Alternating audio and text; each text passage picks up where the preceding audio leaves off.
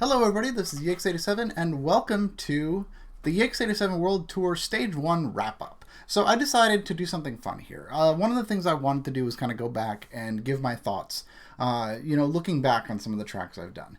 So for those of you that are unfamiliar, the EX87 World Tour is a project I started late 2018, so it's about almost 2 years now that we've been working on this. Actually, it's about 2 years past to the date. It was like November of 2018. So I've been working on this for about 2 years. It's kind of like my brainchild. It's something I wanted to do. It's a challenge to do 87 laps on every iRacing track configuration available. So to this date, I've completed 40 of them in 2 years, which is not a lot. Something I would like to change going forward for sure, because there's just a lot of tracks to do, and some of them take a very, very long time. So I have completed 40 of them. And before we get into, I've got stage 2, the next set of tracks. Everything's planned out, ready to go. It's just a matter of getting the time together to start working on it. I've been practicing and getting things ready to start streaming and recording those. But for now, before we get started on what's going forward, I want to take some time to look back. Now, I have done these over a rather long period of time, and these are all tracks that I have completed 87 laps on. Some of them, there were little issues, so those will be being redone in the future. Computer glitches and things like that. All of those are categorized on the video in a playlist. You can find it right on my YouTube channel.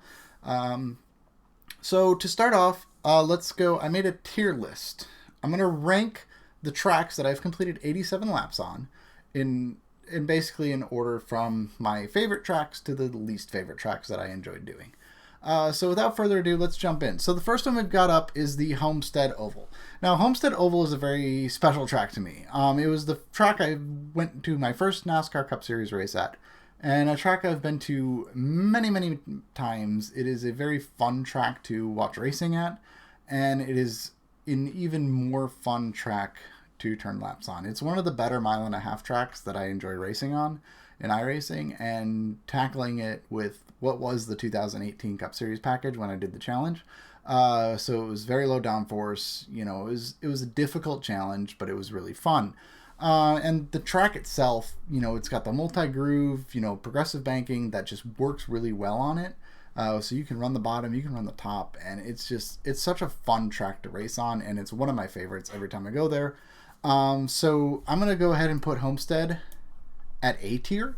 It's not like the best track. It wasn't the most fun challenge, but for starting off, it was a great starting point. This track it has its own set of challenges. It's very fun, and I really enjoyed it. It's definitely an A tier track. In terms of, running 87 laps on it, there were others that were a little bit more fun, but Homestead was definitely a high A. It was definitely a great place to get started and go from there. So next up on the list is, and these are not going to be in the order I completed them in. It's kind of just a randomized, semi-randomized order. We got all the Daytona tracks up here. So I don't know how it uploaded these. I tried to set them in order. It didn't. So moving on, we've got the Daytona Short Rallycross. So this is the first Rallycross event I did on the World Tour. The short course I actually enjoyed quite a bit more than the long Rallycross track. The Rallycross events definitely were a point of frustration for me in terms of just trying to get them recorded, because the Rallycross cars could only do realistically 12 laps at a time at the most before running out of fuel, and there was no way to fuel them. So it was a very long process to record a Rallycross event in terms of just recording like 10 lap segments. So what I did with the Rallycross tracks is I did 10 lap segments and a 7 lap segment. And in each of the 10 lap segments, I did 2 jokers. In the 7, I did 1. So it wound up being 87 laps. Unfortunately, because of the nature of the Rallycross tracks, they weren't like endurance challenges like I thought before, like the other challenges are. So they were a little bit different. They were a little wonky, and they definitely led to a little bit of frustration sometimes. But all in all, the short Rallycross track, I definitely enjoyed it more than the long Rallycross track. It was, pretty fun, honestly. But because of the frustrations of just doing Rallycross tracks in general, I'm going to just put it in C. It was just kind of like kind of like an average kind of track. I mean, there was really nothing crazy special about it, but it was enjoyable. It was definitely an interesting experience being my first Rallycross event that I did 87 laps on. So yeah. Moving on, we've got the short course, the short infield road course at Daytona. So this track right here is an interesting one. I did this one with the Jetta, and that was a little frustrating, just because I was expecting more out of the Jetta. I mean, I've had fun. I've raced the Jetta in the past, and it was fun. And just on this particular track, it was more of like a it wasn't difficult, but it was monotonous as heck. Because if you look at the track, there's basically two hairpins, a couple of kinks, and that was all there is to the track. And with the Jetta, it's a little on the slower side. There's really not much technicality to the track. It just was kind of boring. Like, honestly, this is probably my least favorite challenge I did. And that's going to put it on the F tier list just because I just did not enjoy that one. It wasn't like a fun challenge to me. It may have been different if I used a different car, but, using the Jetta on that one, it wasn't fun. So next up on the list, we got the Daytona Bike Course. Now, I ran this challenge with the Radical SR8, and this was one of my most surprising challenges I did. I was not expecting the Daytona Bike Course to be like a super enjoyable course, but it actually wound up being one of my favorites, and it was one of those that when it ended, I was really sad that it ended, because I was just having a blast running laps on that course.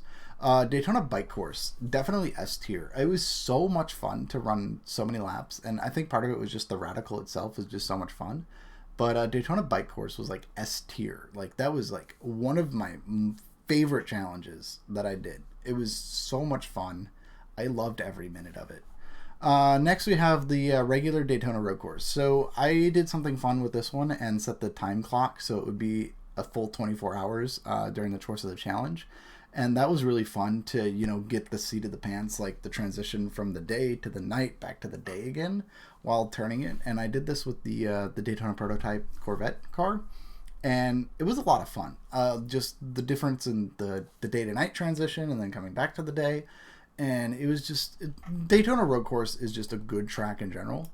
That's an easy S tier, actually S tier Daytona Road Course. That was so much fun. Like, there's something about the Daytona Road Courses that is just, it's such a fun track because you got the technical section plus the high speed section, and it's really fun. Daytona Oval. So Daytona Oval, I ran this one with a couple of friends. We had like 4 or 5 of us, and we just kind of drafted with trucks, and it was fun. But it's Daytona. It's flat foot. You turn the laps. You get it done. It wasn't like the worst thing, but it's definitely E tier. Just because it's a play track. I mean, it's wide open. There's no real challenge to it. I mean, we had friends, and that just kind of made it a little better. But in general, there was just no challenge to it. There's no technicality to it. So that was about it.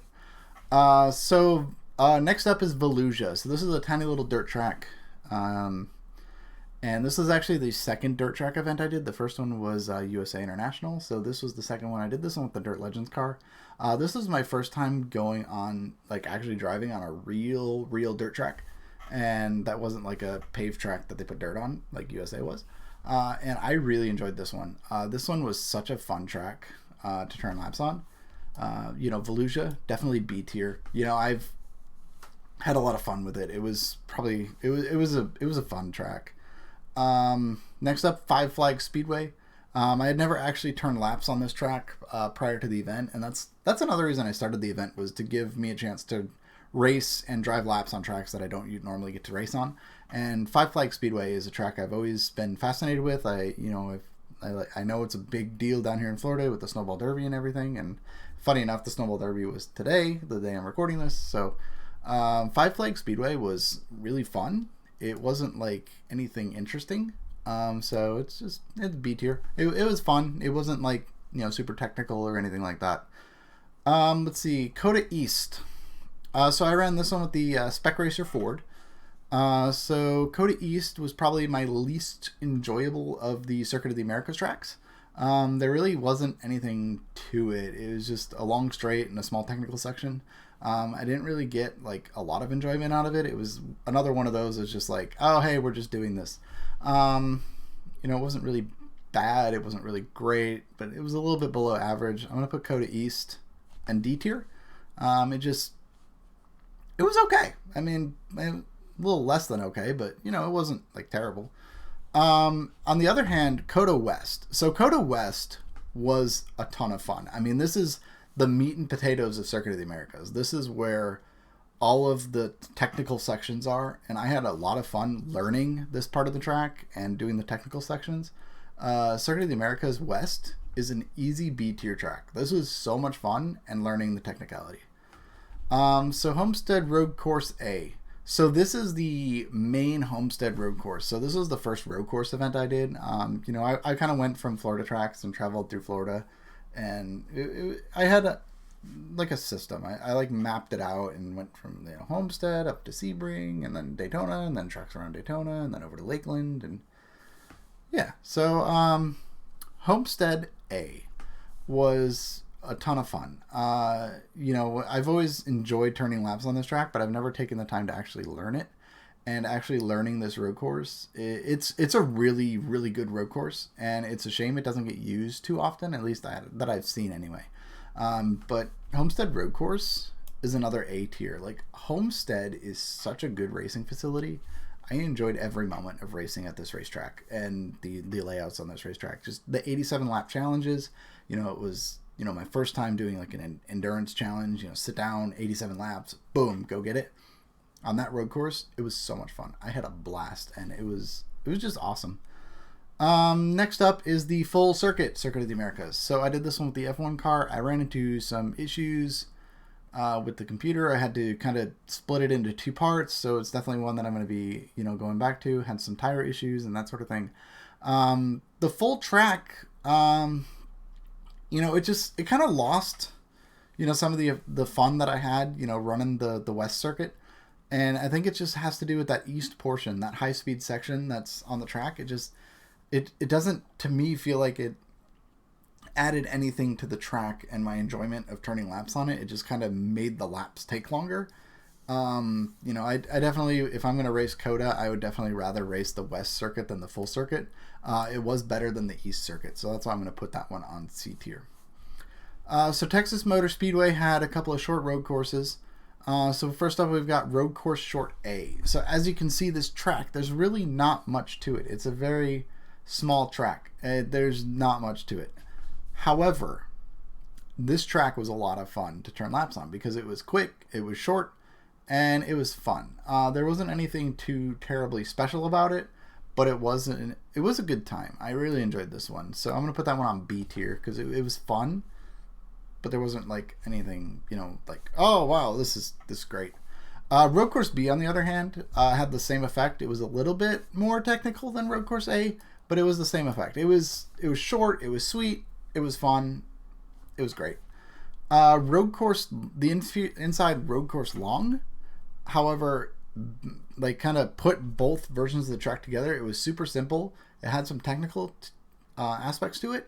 And it was so much fun. Every single lap was fun. Like, that's an easy A tier. Like, that was a good track. Like, that was fun to race on. And then you have the Roval version, which basically takes, all the fun you had on the inside and turned it into a full track. I didn't really feel like the Roval portion added much to it. It was still fun. But this is one of my favorite challenges I did just because this was one of the first ones I actually did live and had viewership and people were watching and chiming in on the chat, and it just made it a lot of fun.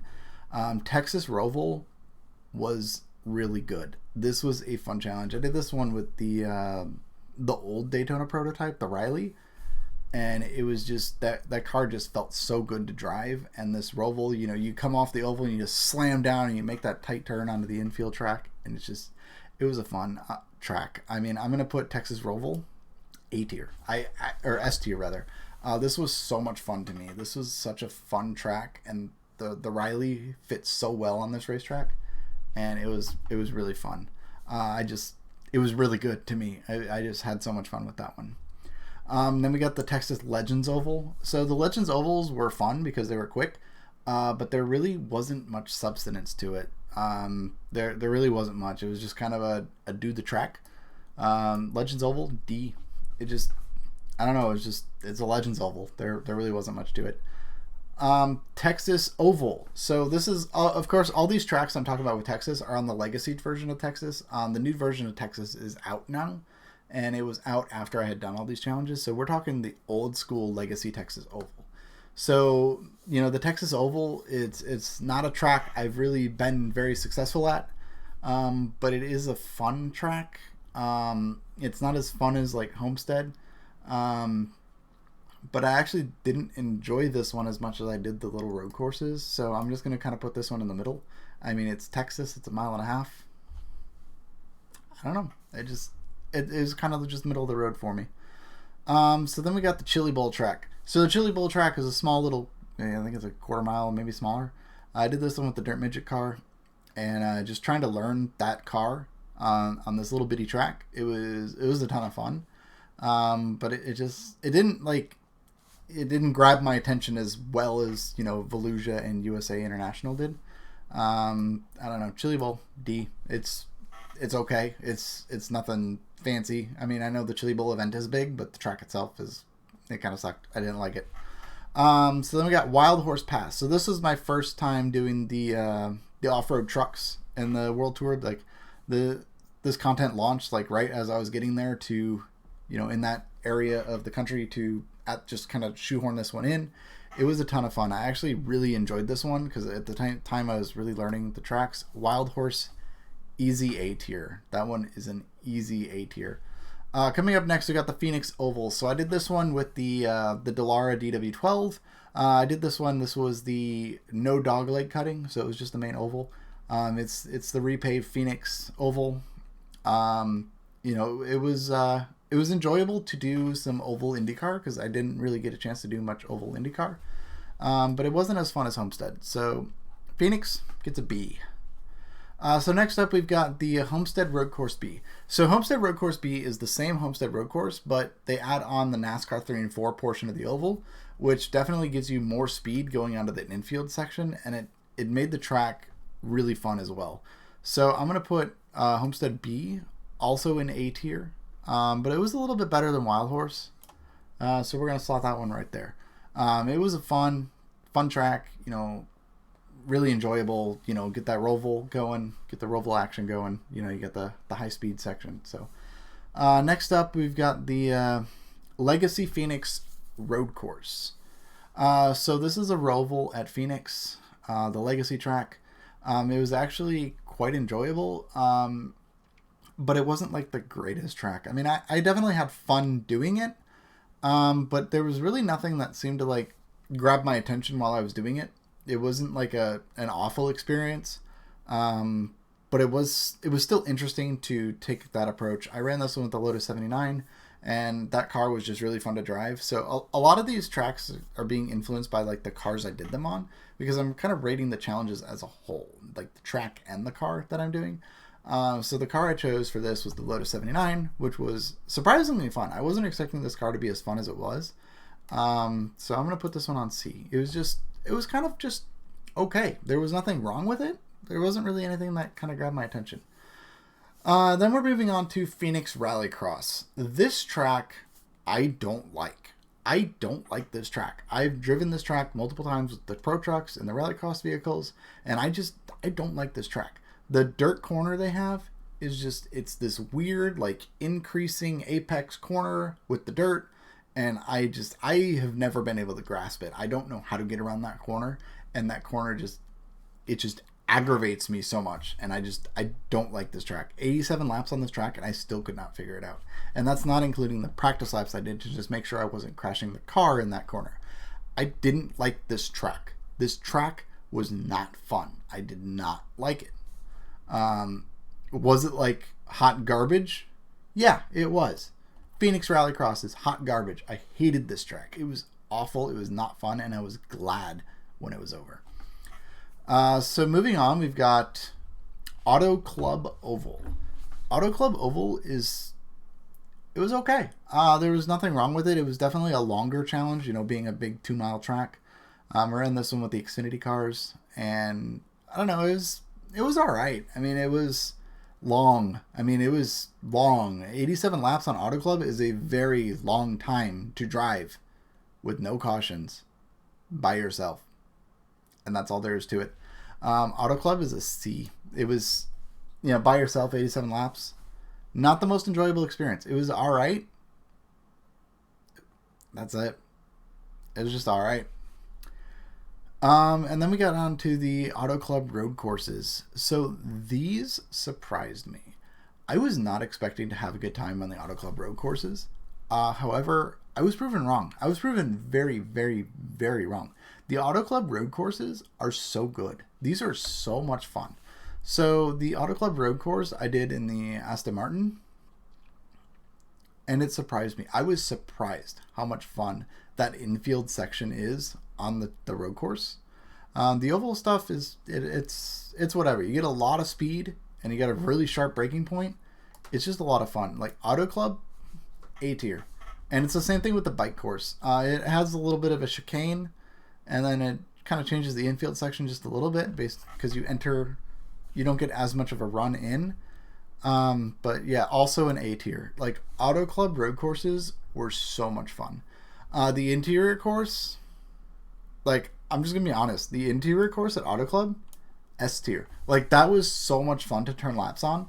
I love turning laps on that track, and it's unfortunate because when I was running this challenge, I was doing it with the Kia, and I ran into a refueling issue. Like I stopped in to get my tires and get fuel, and it didn't actually put the fuel in the car like it was supposed to, and that kind of aggravated me because now I had to split that challenge in 2 parts. But the good news about that is because I didn't actually finish it all 87 laps, I will be doing that one again in the future, and I'm looking forward to it because it was so much fun. Like Auto Club infield is a good racetrack to, I don't know about racing on, because the track is a little narrow, but just turning laps on, like time trialing and just looking for something fun to do, Auto Club interior is so much fun. It was a great track. I really enjoyed it. So next we got Irwindale tracks. So first up is the Irwindale inner track. So the inner track at Irwindale is just a really small flat track on the infield.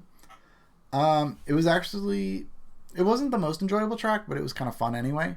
I put inner as C. There was really nothing that kind of grabbed my attention with it. It was fast. It was quick. It was definitely a little challenging because I did that with the late model car. So it was a lot of just momentum, like gas off, gas off, gas off. And that was kind of all it was. Nothing too special about it. So I'm going to put that one on C tier. Irwindale Oval. Irwindale Oval, the main oval, the outer oval, is really good. This is a fun track to not only race on, but turn laps on. And it has this weird, like, apex to it. You run on the outside, but like the corn gets it gets sharper in the middle and then arcs out. It's really weird. It's hard to explain without actually turning laps on the track. Irwindale Outer is a phenomenal racetrack. I love this racetrack so much. It's an easy A. It is an A. Actually, I'm going to put it high A. It's going to go right up there by Homestead. Irwindale Outer is a great racetrack. So then we got the inner outer track, which is a bizarre amalgamation that I've been looking at ever since I joined iRacing. I'm just like, what is that track? It takes one corner of the inner track and one corner of the outer track. It's this weird, bizarre egg thing. And it was actually really fun. But it was bizarre. Like, it's unlike anything I've ever driven. I'm going to put it on B. Actually, let's put it like right here. Right here, yeah. It's like a mid B. It was bizarre. It was fun. I actually enjoyed it. So next up is the Irwindale Figure 8. So the Figure 8 track is fun when you have other people with you. By yourself, 87 laps on a Figure 8 gets a little dizzying. But it was good either way. I mean, not good. It was just kind of all right. Put Irwindale Figure 8. It's like a low C. There's nothing too crazy about it, but it is what it is. So next up, Sebring Club. So Sebring Club, I also ran into issues with. My computer crashed in the middle of it. I ran this one with the Solstice. I don't think I'm going to be running it with the Solstice again. Sebring Club is a phenomenal racetrack. It has all the technical parts of Sebring and just the technical parts. It is great. If you really are struggling with Sebring, go run some laps on the Sebring Club track because it has all the hard parts of the track back to back to back. All the good corners, all the fun parts of the track, all my favorite parts of the racetrack. Sebring Club is a high A. Sebring Club it's a fun track. I would definitely not recommend it with the Solstice. But I mean, I still had fun with it even with the Solstice. It was fun. It's a fun track. It's all the technical part. Laguna Seca. This was the final challenge of stage 1. This is a good track. It's not like a great track, but it's a good track. I didn't really have any complaints with it. It was a little more entertaining than some other tracks. So I'm gonna put it right above the Texas in B tier. Laguna Seca is a good track. It was a good track. I'm repeating myself, but it was just good. It had its challenging moments, with the corkscrew and everything, but it wasn't bad. It wasn't bad at all. Sebring Modified. So I ran this one with a friend of mine. We ran the Pro Mazdas, and we just kind of ran them together. There's really not much to say about this track. It's all the high-speed sections of Sebring. A little bit of technical section, but most of it is just the high-speed sections. I want to rate this higher because I'm just a big fan of Sebring in general. But Sebring Modified was kind of a boring track. I did not like running just the modified portion of the track. It was in E tier. It wasn't like garbage. It was better than the plate track, but that's about it. Sebring International, on the other hand, without a doubt, high S. Like, that is my top track. So I ran this one with the Ford GT GTE car, and I set this up so it would emulate a 12-hour session while I did the challenge, and it was so much fun. I got all the challenges of driving into the night and doing night and day at this track. It's my favorite track on iRacing to drive laps on. It's my favorite event to go to every year, which I was even fortunate enough to attend. I'm wearing my Sebring hat right now, actually, but I was fortunate enough to attend the 2020 12 Hours of Sebring. And I was super happy about that. It's a good track. It's probably my favorite track in just anywhere on iRacing in real life. This track is awesome. Like, there's no question about it. This is the best track I've ever turned laps on. No matter what track tier list, if Sebring is on there, it is going in the #1 spot every single time. It's a good track. I love it. So USA Oval. It was pretty good. Honestly, I actually really enjoyed USA Oval. It was one of those tracks where I was kind of sad it was over. I don't know where I would put it, though. It's definitely kind of hovering between B and A. I might actually make it like a high B. I make USA my highest B track. It was good. There's nothing wrong with it, but it was good. And then the dirt version of USA. So the dirt version of USA put a mid C. I mean, it's an asphalt track covered in dirt. It was my first dirt event. I didn't really have any problems with it. It didn't really jump out at me as like, oh, this is exciting. It was just kind of like, oh God, I got to learn how to drive dirt enough to do 87 laps on this. And I did appreciate the challenge, but during the challenge it was kind of like, all right, because I did it with the street stock, so it was kind of just like slugging through it. But yeah, that's about it. So the final track on the tier list is New Smyrna Speedway. I've been to this track a few times. I've actually met up with iRacing staff and other iRacers at this track, going to special events here. I haven't been there in a couple of years, but it is a good track. Turning laps on this track, it was actually a ton of fun. I mean, it's got enough banking to make it interesting, and it's a good track to turn laps on. Like, I love this track. It's probably one of my favorite short tracks on the service. It's just so much fun. New Smyrna Speedway is an S tier racetrack. And that's it. So let me know what you think, how you would rank these tracks. I'd like to appreciate it below. I will post a link to the tier list in the description below if you would like to check it out. I'd love to see your feedback on it. But this is how I rank the top 40 or the first 40 tracks of the X87 World Tour. So I hope you enjoyed this video. It was kind of fun to make and put all this together. Let me know if you want to see something like this in the future. I will probably be making one of these for every stage of the tour when we get there. I don't know when we're going to get there, but we're going to get there. So thank you for watching. Hope you enjoyed. Have a great day, everybody. We'll see you later.